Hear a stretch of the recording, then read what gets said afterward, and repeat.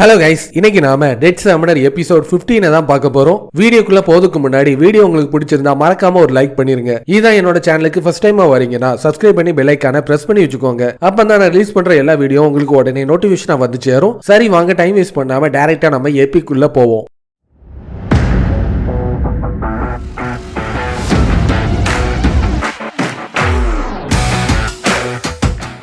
அடுத்த நாள் சாங்கோட கடையை நோக்கி அவங்க போயிட்டு இருப்பாங்க. எனக்கு உடனே அந்த கோல்டன் ஸ்டிக்கை கொடுங்க, ஆனா ஈஸ்ட் சைனால இருக்கிற டிராகன் பேலஸ்ல மட்டும்தான் அந்த ஸ்டிக் உனக்கு கிடைக்கும் சொன்னோன, அப்ப நான் உங்ககிட்ட இல்லையானு அது ரொம்ப ஃபீல் பண்றது பார்த்தோன்னே, நீ என் கிட்ட எத்தனை வாட்டி உன்னோட பித்தலாட்ட வேலையை காட்டியிருப்ப. அதே மாதிரி இன்னைக்கு ஒரு ஸ்டிக்கை எடுத்து இவனுக்கு கொடுத்து இவனை ஏமாத்து, இல்லைன்னா இவனோட தொல்லையை என்னால தாங்கவே முடியாது. இப்பதான் எனக்கு ஞாபகம் வந்துச்சு, நான் கொஞ்ச நாளைக்கு முன்னாடி தான் ஈஸ்ட் சைனாவை நோக்கி போனேன். கிரேட் சேஜா இருக்கிற உனக்கு இது தேவையானு அதுல இருந்து ஒரு ஸ்டிக்கை எடுத்து கொடுத்துட்டு இருப்பான். நான் தான் கிரேட் சேஜா இருக்கிற சன் வூ காங்னு ரொம்ப சந்தோஷத்துல இருந்துட்டு இருக்கேன். அது மட்டும் இல்லாம இந்த ஸ்கில் கிறிஸ்டலையும் உனக்கு நான் தரலான்னு முடிவு பண்ணிருக்கேன். இதுல ஆயிரக்கணக்கான வித்தியாசமான ஸ்கில் எல்லாமே இருந்துட்டு இருக்கு. எனக்கு தேவையே இல்ல. கண்மூடித்தனமா நான் ஏதாச்சும் தப்பான ஸ்கில்ல எடுத்துட்டேன்னா அது என்னோட கதையை மொத்தமா முடிச்சிடும். எதுக்காக தேவையில்லாம நீ பயந்துட்டு இருக்க? இதை நீ ஓபன் பண்றது மூலமா கண்டிப்பா ட்ரிபிள்எஸ் லெவல்ல இருக்கிற ஸ்கில் உனக்கு கிடைக்க அதிகமான வாய்ப்பு இருந்துட்டு இருக்கு. இதை நீ எவ்வளவு பணம் கொடுத்து விற்கணும்னு ஆசைப்படுற நான் தெரிஞ்சுக்கலாமா? ஒன்னு 10,000 ரூபாய் மட்டும்தான். பித்தளை மூக்கா, உனக்கு எவ்வளவு தைரியம் இருந்தா என்னையே நீ இப்படி ஏமாத்தலான்னு முடிவு பண்ணுவேன். சாதாரணமா இதை நான் கடையில போய் வாங்கினாலே எனக்கு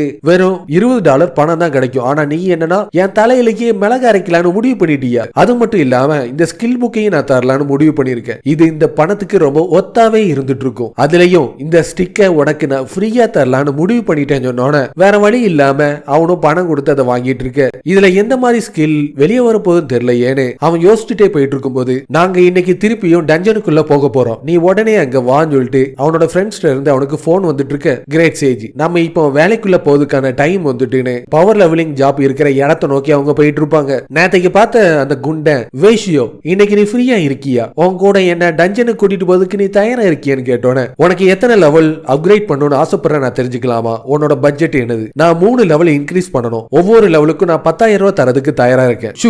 ஒழுங்கா இங்க இருந்து ஓடி போயிரு. லெவல் 30ல இருக்கிற நீ ஒரு லெவலுக்கு வெறும் 10,000 ரூபாய் மட்டும் தான் கொடுப்பியா? எனக்கு வர்ற கோபத்துக்கு உன்னை இங்கேயே நசுக்கி கொல்லணும் போலதான் தோணிட்டு இருக்கு. ஒரு லெவலுக்கு நீ 20,000 ரூபாய் கொடுத்தீனா உன்னை கூட்டிட்டு போறதுக்கு நான் தயாரா இருக்கேன்னு அவங்க அங்க இருந்து கிளம்பிட்டு இருக்க.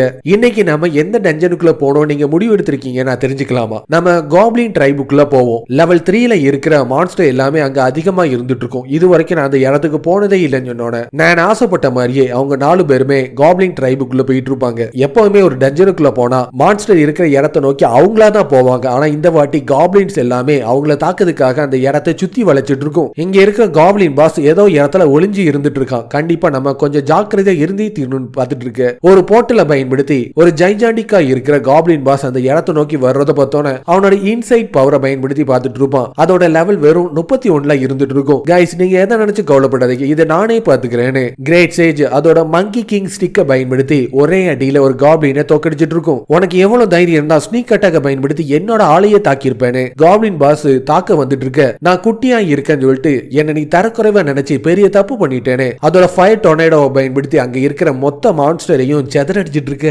வேஷியோ, உன்னோட பெட்டு இந்த அளவுக்கு ஸ்கேரியா இருக்கும் நான் நினைச்சு கூட பார்க்கல. அதை பார்த்தா எனக்கே ரொம்ப பயமா இருந்துட்டு இருக்கு. கைஸ், நீங்க எல்லாருமே இங்கே இருந்து பொறுமையா இருந்து வேடிக்கை பாருங்க. இந்த டஞ்சன்ல இருக்கிற எல்லா மான்ஸ்டரையும் கண் இமைக்கிறதுக்குள்ள நான் வேகமா முடிச்சு காட்டுறேன்னு காப்ளின் ட்ரைப்ல இருக்கிற மான்ஸ்டர் எல்லாத்தையுமே டீமா இருந்து கிளியர் பண்றது மூலமா அவங்களுக்கு 5 மில்லியன் ஸ்கில் பாயிண்ட் கிடைச்சிட்டு இருக்கும். அதுலயும் 15 நிமிஷத்திலேயே காப்ளின் ட்ரைப்ல இருக்கிற டஞ்சனை கிளியர் பண்ணனால அவங்க ரேங்கிங்ல ஃபர்ஸ்ட் வர்றது மட்டும் இல்லாம அடிஷனலா அவங்களுக்கு 50 மில்லியன் ஸ்கில் பாயிண்ட் ரிவார்டா கிடைச்சிட்டு இருக்கும். வேஷியோ, உன்னோட இந்த குட்டி குரங்கு இந்த அளவுக்கு ஸ்கேரியாவும் பவர்ஃபுல்லாயும் இருக்கும் நினைச்சு கூட பார்க்கல. நம்ம எதுவுமே பண்ணாம எல்லாத்தையுமே அதுவே பண்ணி சீக்கிரமாவே எல்லாத்தையுமே முடிச்சு கொடுத்துட்டேன்னு அவன் பார்த்து ஷாக் ஆயிட்டு இருக்க. உண்மைதான், கிரேட் சேஜோட லெவல் வெறும் 35ல தான் இருந்துட்டு இருக்கு. அது அந்த அளவுக்கு பவர்ஃபுல்லே கிடையாது. எனக்கு தெரிஞ்ச வரைக்கும் அந்த ஸ்டிக் தான் இது எல்லாத்துக்கும் முக்கியமான காரணமா இருக்கும்னு அவனுக்கு கொஞ்சம் லைட்டா சந்தேகம் வந்துட்டு இருக்கு. அவங்களோட ட்ரிப் எல்லாத்தையுமே முடிச்சுட்டு அவங்க வெளியே வந்துட்டு இருப்பாங்க. இன்னைக்கு இந்த ட்ரிப் ரொம்ப கூலாவே இருந்துச்சு. நான் எதுவுமே பெருசா பண்ணவே இல்லை, இருந்தாலும் எனக்கு தேவையான அதிகமான ஸ்கில் பாயிண்ட் கிடைச்சிட்டுன்னு அவங்க சந்தோஷமா இருந்துட்டு இருக்கு. வேஷியோ, நம்ம உடனே அடுத்த டஞ்சனுக்குள்ள போவோம். எனக்கு அதிகமான ஸ்கில் பாயிண்டையும் லெவலையும் அதிகரிக்க ஆர்வமா இருந்துட்டு இருக்குன்னு பேய் சொன்னோட அவனு அவனும் போவதுக்கு தயாராகிட்டு இருப்பான். உடனே அந்த குண்டை அந்த இடத்தை நோக்கி வந்து ஒரு லெவலுக்கு நான் 50,000 ரூபாய் பணம் கொடுக்கிறதுக்கு தயாரா இருக்கேன்னு சொன்னோன்னே, வேஷியோ நான் அன்னைக்கே சொன்னேன்ல உன்னோட மதிப்பு அதிகரிக்க அதிகரிக்க உனக்கு தேவையான பப்ளிசிட்டியும் அதிகரிக்கும் சொன்னல, அது இப்ப நடந்துட்டு பாத்தியான்னு பேய் சொல்றத பார்த்தோன்னே உன்னை நான் அடுத்த வாட்டி பாக்கேன்னு அதுவும் கம்மியா இருக்குன்னு சொல்லிட்டு அவங்க அங்க இருந்து கிளம்பிட்டு இருக்க. வேஷியோ எதுக்காக தேவையில்லாம சீக்கிரமா வெளியே வந்த, எனக்கு இன்னும் அதிகமான மான்ஸ்டரை தோக்கடிக்கணும் ரொம்ப ஆர்வமா இருந்துட்டு இருக்குன்னு கிரேட் சேஜ் கோவத்தோட வந்துட்டு இருக்க. உடனே அந்த ஸ்டிக்கை என் கிட்ட கொடு, அதெல்லாம் தரவே முடியாது, இது எனக்கு சொந்தமானது, ஒழுங்கா மரியாதையை கேட்கும் போதே நீ கொடுத்திருந்தானா இந்த மாதிரி பண்ணிருக்க மாட்டேன்னு பிடிங்கிட்டு இருப்பான். உடனே அவனோட இன்சைட் பவரை பயன்படுத்தி பார்த்துட்டு இருப்பான். அதோட லெவல் எல்லாமே அவன் நினைச்சது விடவும் ரொம்ப அதிகமா இருக்கிறனால அவனால அதோட ஸ்கில்ல படிக்க முடியாது,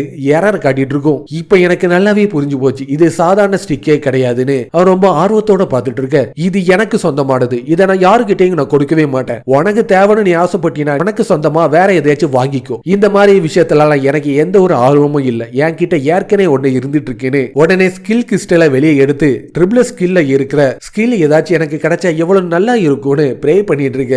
அதே மாதிரியே காட் கிங்டம் சொல்ற ஒரு ட்ரிபிள்ஸ் லெவல்ல இருக்க ஸ்கில் ஒன்னு கிடைச்சிட்டு இருக்கும். உடனே அவன் டெலிபோர்ட் ஆகி காட் கிங்டம் சொல்ற ஸ்கெலிட்டனோட கிங்டத்துக்குள்ள போயிட்டு இருக்கு. இததான் காட் கிங்டம் சொல்லுவாங்களா, இந்த ஸ்பேஸ் பார்க்கிறதுக்கு ஒரு சின்ன உலக மாதிரில இருந்துட்டு இருக்குன்னு அவன் பார்த்துட்டு இருக்க. அவன் மேல ஸ்கெலிட்டன் எல்லாத்துக்குமே நம்பிக்கை வளர வளர அவனோட ஸ்கில் பாயிண்டும் லெவலும் வேக வேகமா இன்க்ரீஸ் ஆகும் சொல்ற விஷயம் அவனுக்கு தெரிய வந்துட்டு இருக்கும். இது மூலமா அங்க இருக்கிற ஸ்கெலிட்டன் எல்லாத்துக்குமே மத்தியில இவன் ஒரு காடாவே மாறக்கூடிய பவர் அவனுக்கு கிடைச்சிட்டு இருக்கும். இந்த காட் கிங்டத்தோட ஸ்பேஸ் யூசர் மேனுவலை பயன்படுத்தி இந்த காட் கிங்டத்தை பத்தி எல்லாத்தையும் தெரிஞ்சுக்கலான்னு ஒரு புக் ஒன்னு வந்துட்டு இருக்க. திருப்பி அவனோட ரூம் நோக்கி வந்து ஃபர்ஸ்ட் நான் இதை கேர்ஃபுல்லா படிக்கணும்னு ஆசைப்படுறேன்னு எடுத்து படிக்க தொடங்கிட்டு இருப்பான். இருந்தாலும் அதிகமா அன்னைக்கு வேலை பார்த்திருக்கறனால அங்கேயே கொரட்டை விட்டு தூங்கிட்டு இருக்க. காலையில யாரோ அவன் கதவை தட்டுற மாதிரி சவுண்ட் கேட்டுட்டு இருக்கும். வேஷியோ வெளியே யாரோ கதவை தட்டிட்டு இருக்காங்க. உடனே எந்தின்னு கிரேட் சேஜ் அவனை எழுப்பிட்டு இருக்க.